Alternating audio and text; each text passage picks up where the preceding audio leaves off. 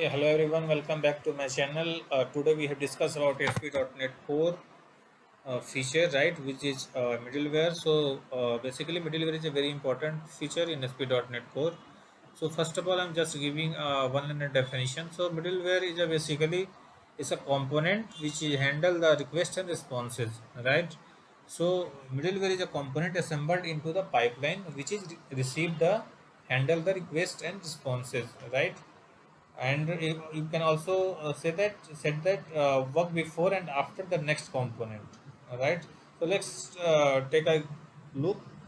So first of all, we have created a one sp.net core application. So I've already created that for saving the time. So we have just opened the Visual Studio Core and see what happening inside the application, right?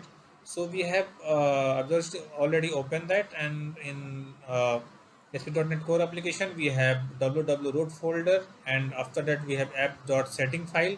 So app.setting file we have mentioned our connection string and any configure URL or any keys, right? In previous one we have mentioned in our web config file. So in that file, after that we comes on program.cs file. So in program.cs file we have two method, right? First of all, main method, and second one is create a host builder. So create a host builder. We have create host builder. We have mentioned our startup.cs file, right? This is this file is here in our application is a default file. We can change the name, but we have to register the name in program.cs file. So first of all, when we have received the request from any user, so first of all, our program.cs file will call, and after that call the startup.cs file, right? Because we have registered here, right? After that, in the startup class here, everything is wired up, right? In create host dot builder file. So start in a start. Let's comes to a startup.cs. In startup.cs file, we have two method. First one is configure services method, and second one is configure method. So in configure services method, we have defined our middleware, right? So uh, just like we have defined our middleware like add scope, singleton, transient. So today we have discussed only about configure method. So first of all, let's remove all the code, right? So when we remove the both of the method, and after run our application, so I think we are getting some error. So let's check what are the error. So error is a public method name configure development or configure could not be found in the web application dot a startup type, right? So it means in a startup.cs file we have uh, two method, right? Configure services and configure method, but here only configure method is mandatory for any application, right? Configure services method is not a mandatory, so we have remove the configure services method, right? After that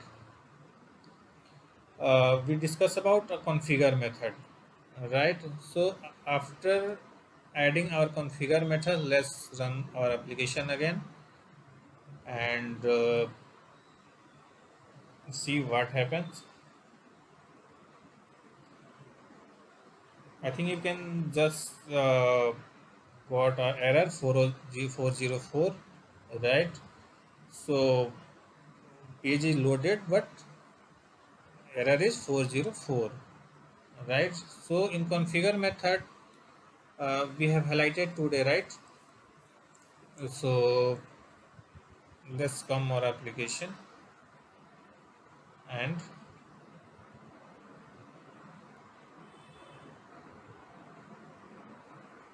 we have middleware, right? Configure services method.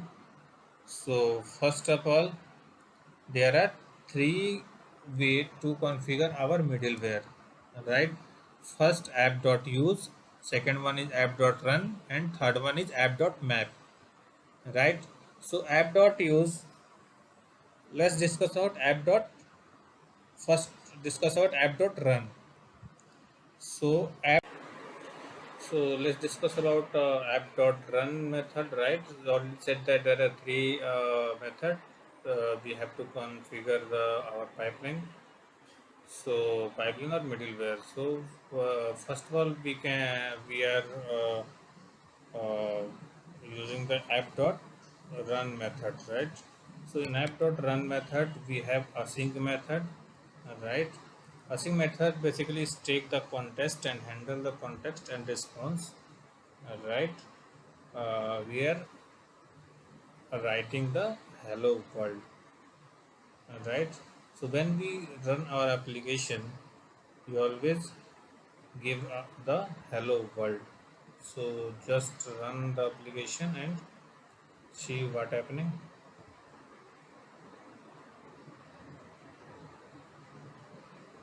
So first of all, just running the application and let's look what are the output. So output is hello world as expected. So right.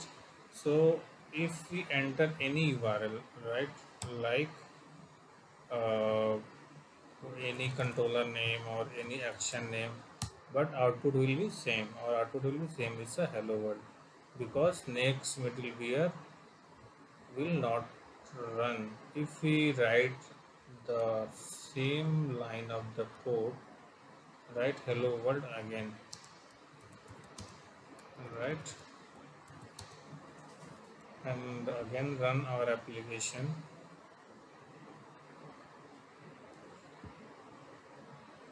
Run our application and check what are the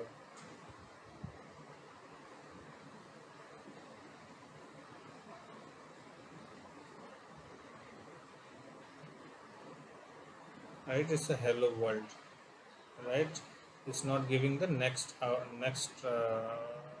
middleware output. So we have written the same. Basically, the run middleware is a terminator middleware, right?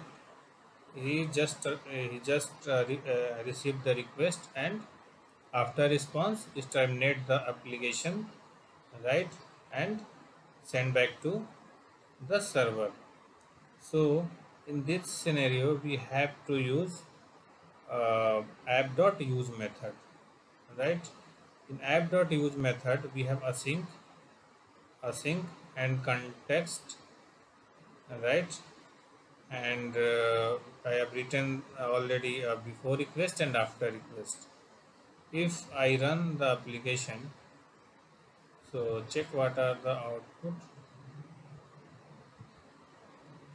So I'm running the application, and in application you can check this output will be same, but in console log we have written our console log.